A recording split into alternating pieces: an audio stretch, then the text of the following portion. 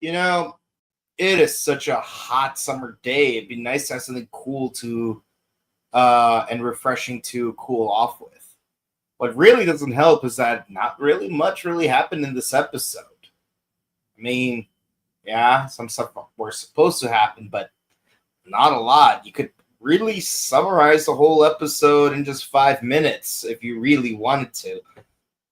But we're gonna do it anyways. Hello everyone, welcome to the Rider Time podcast here on the Morphin Network, and we are here to discuss Kamen Rider Gavv, episode 43.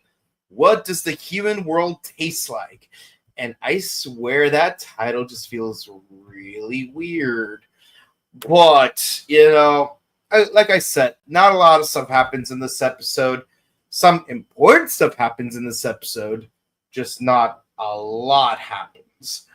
But yeah, in this episode, we contemplate that the candy dude might actually be Shoma's uncle. In fact, he very much is. Okay, so real quick, President Jaludic obtains the latest information about the recent fights involving Gavv and Bake and whatnot, and basically Niel was given a lot of stuff to deal with. It's like, okay, I need you to help me win the presidential election. I need you to increase to meet the quota for the dark candy, and I need you to destroy the red Gavv. And I'm gonna need you to do that sooner rather than later. Thank you, and that will be all. In the meantime, I'm gonna take a trip. See, I've decided I'm gonna take over the human world, so I want to do a quick inspection to see what this place is like and how I can maximize profits from this. I'm like, jeez. Oh man, it's like we're getting to this point into the story. Okay, so Candy Dude goes to the Hapari office in order to discuss more information involving his missing sister, and Shoma just happens to be there. And of course, Shoma doesn't know how to react to the idea that this guy is his uncle. Like, should I tell him? Should I not tell him? Even Sachika feels like, yeah, you could cut the tension with a knife, so I'm a bounce. But yeah, so we have the revelation. Oh yeah, this stuff has been going on for 20 years. My sister disappeared 20 years ago. I hope she's okay. I hope she wasn't killed off. Meanwhile, the president of Jaludic, who he's got his human form, very platinum blonde, very blue-eyed. I swear he looks like a Targaryen if I've ever seen one. More like Viserys, I believe his name was. Daenerys' brother. And yeah, it's like, these people use metal and stone to make their buildings. That is so weird. Like this could be food. Well, whatever, it is what it is. Meanwhile, Jeeb is practicing using his Jagariko form. I forgot the name of the Gochizo, but it's basically a Jagariko form. He gets some training in, and I'm like, well, is Jeep finally going to be useful to the plot? Because this was his opportunity to be useful, and not really much is happening with him. So one important thing to find out is that Shoma does try to talk to his uncle. He wants to know more about this missing sister. It turns out she was the brave one. He was the coward. She was kind of the older sister archetype, but she loved snacking, so much so that she had a particular snack that she was a fan of, and he just recently started selling. Yep, he basically made melon gelatin, which is very difficult to make.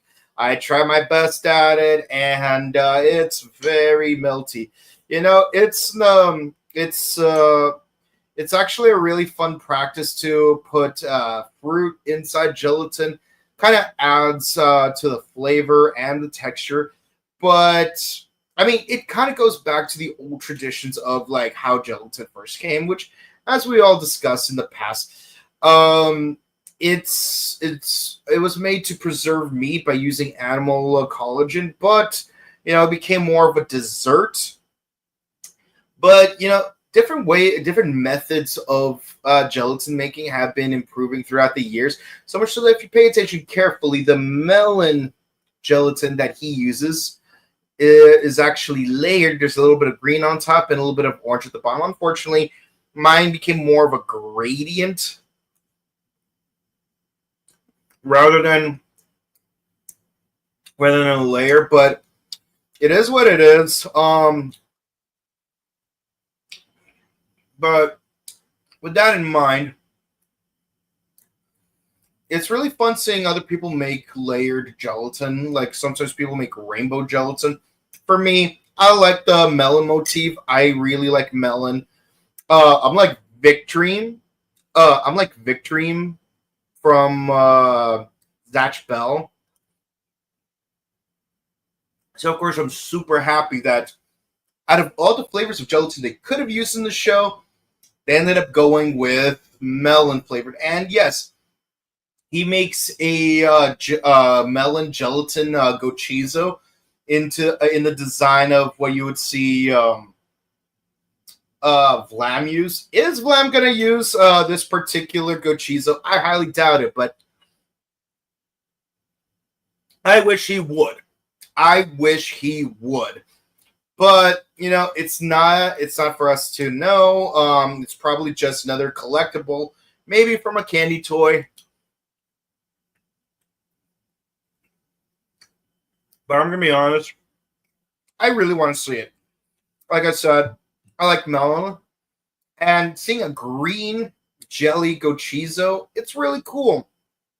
Unfortunately, the gradient that mine devolved into kind of looks like Rainbow Julier from King Oger. So I'll accept it. I'm gonna be like, oh nom nom, that's some good that's some really good insect god soul. Come here, Kuagatan. Nom nom nom nom. But yeah, no,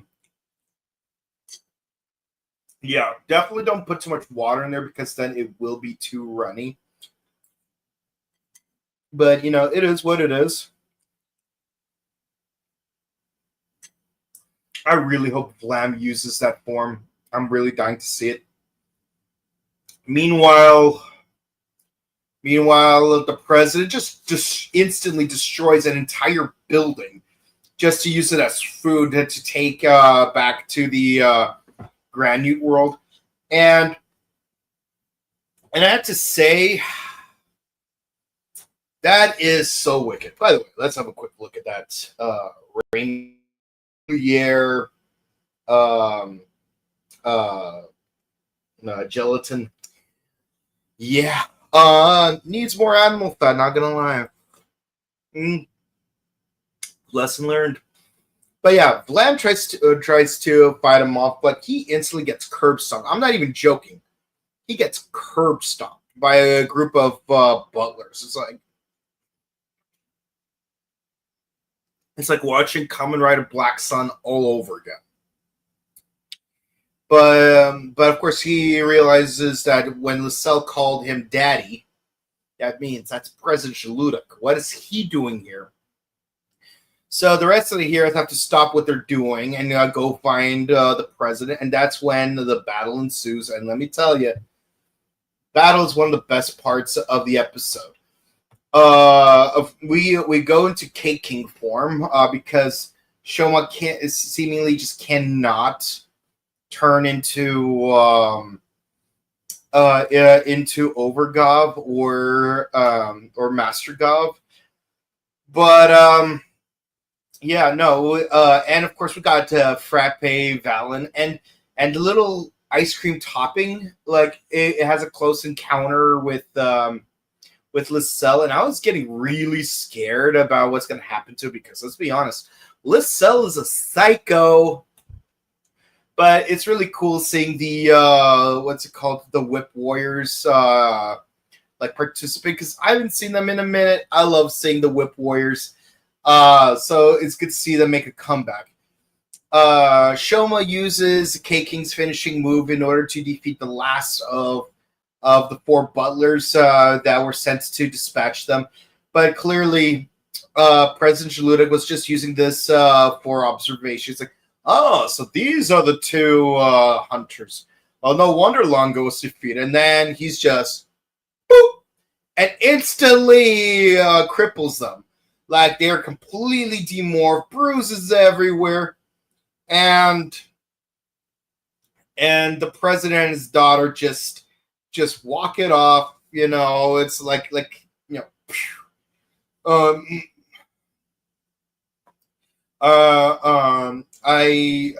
you know, it's like everyone has to recuperate. You know, I'm surprised they even got this far this episode, because you'd think, you know, they would just be left in the rubble by episode's end. But, you know, Shoma has to contemplate more about whether or not to disclose that he is the guy's nephew, because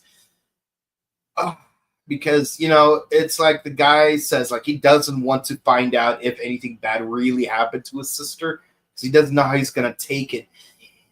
But yeah, no, we walk off, we walk things off. But when we cut to Niel's office, you know, he's doing some data testing to compare both the Jagariko stats against Gavv stats, and he seems to think that he might have figured out something that might turn the tide of battle into his favor.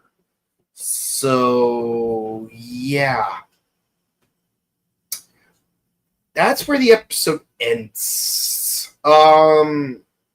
Honestly, aside from having our very first in-person encounter with the president, nothing important really happens this episode.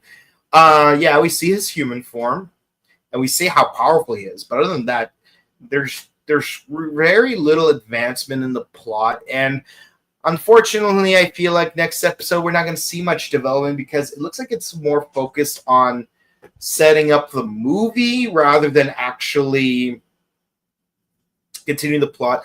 I really hate it when building up to a movie just interrupts the plot of a season. So I would say this is Gavv's probably Gavv's lowest point. So the highlight for me was literally just the melon jello. You know, not much to say. It's good to see K-King make a comeback. Good to see the Whip Warriors make a comeback. This episode, it's a low 8 for me. Not really much to write home about. But let's see what you guys had to write about it. It feels like almost nothing happened this episode. Don't you hate pre-film episode? Absolutely. Especially hate the one for Bill, because like when you like look back on it, it's like you build up that there's gonna be these 3 new characters in episode 45, and then you never mention them again, because in the movie those 3 characters are villains, and then they are killed off. No flashbacks, nothing. Yeah. I swear, President Jaludic looks like that one guy from Game of Thrones that Jason Momoa killed in 30 episodes. Again, Viserys just pour that gold crown on his head, and he's down for the count. Like, I can't wait. It'd be fun if that's how the season ends. It would be very anticlimactic. But, you know, like, bro, like this guy. Also, is his voice dubbed, or is that how the actor really sounds like? Because his face and his voice just do not sound identical. That's the crazy thing. Good to see K-King make a comeback, though the fight seemed half-baked. Just like my gelatin. Happy summer festing. Yeah, yesterday, you know, with Go Juger, we did discuss summer festivals. That was really nice, but, you know, there's really not much left to say about that. You know, I'm not a summer guy, but that's why I like to cool off with some very melon Catch my heart, very melon. Very melon, yeah! Melting in your mouth, very melon. Very melon. Okay, I'm done. I swear, if there's one episode of Zatch Bell I could watch on a loop, it's the Big Dream episode. Very clearly. I'm a melon guy. I like melons. Tenka Goldman. I am not Toph. I am the Melon Lord. That's it for the comments, guys. We hope you guys really enjoyed that. Please be sure to comment, like, and subscribe to us on YouTube, Facebook, Twitter, Instagram. Ding the bell icon. Stay notified for our latest videos.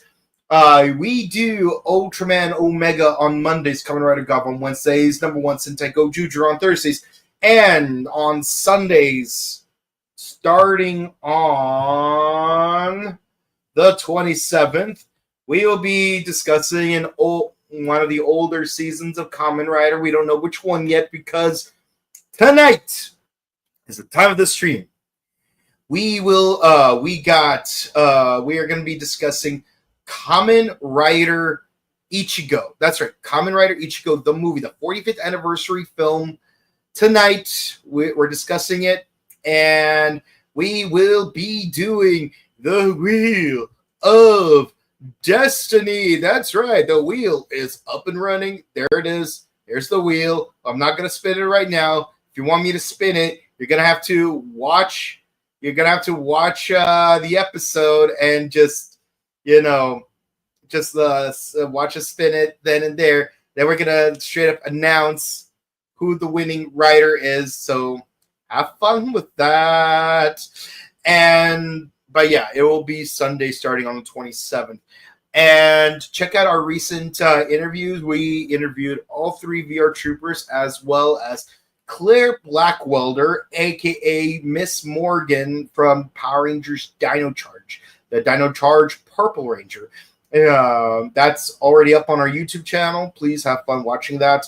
Check out our sister channel, The Buttery Show, where we do various movies, TV show discussions. And we recently uploaded an interview featuring Brent Trey Sands, who wrote the Impound comics, as well as asking a lot of people if they can name certain superheroes of a certain background without having a certain power, if you know who I'm talking about.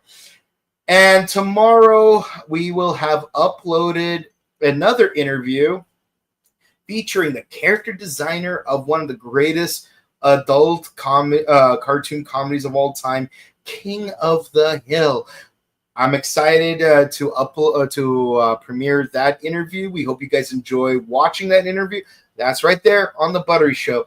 If you want to check out my personal content, you can find me on Instagram at Boken_Kabuto. And if you want to say hi to me in person, I will be at the Burbank Marriott Convention Center on September 7th for ToonCon to celebrate the 20th anniversary of The Batman. But until next time, I hope to see you guys again real soon, because we are one movie away from finishing the longest season of Kamen Rider ever in 2 hours. Actually, more like an hour and a half from now, but you know what I mean. Be sure to stay safe, stay hydrated at the emergency kits. Hug your loved ones, and we'll see you guys again next time. And enjoy cooling off with your very melon.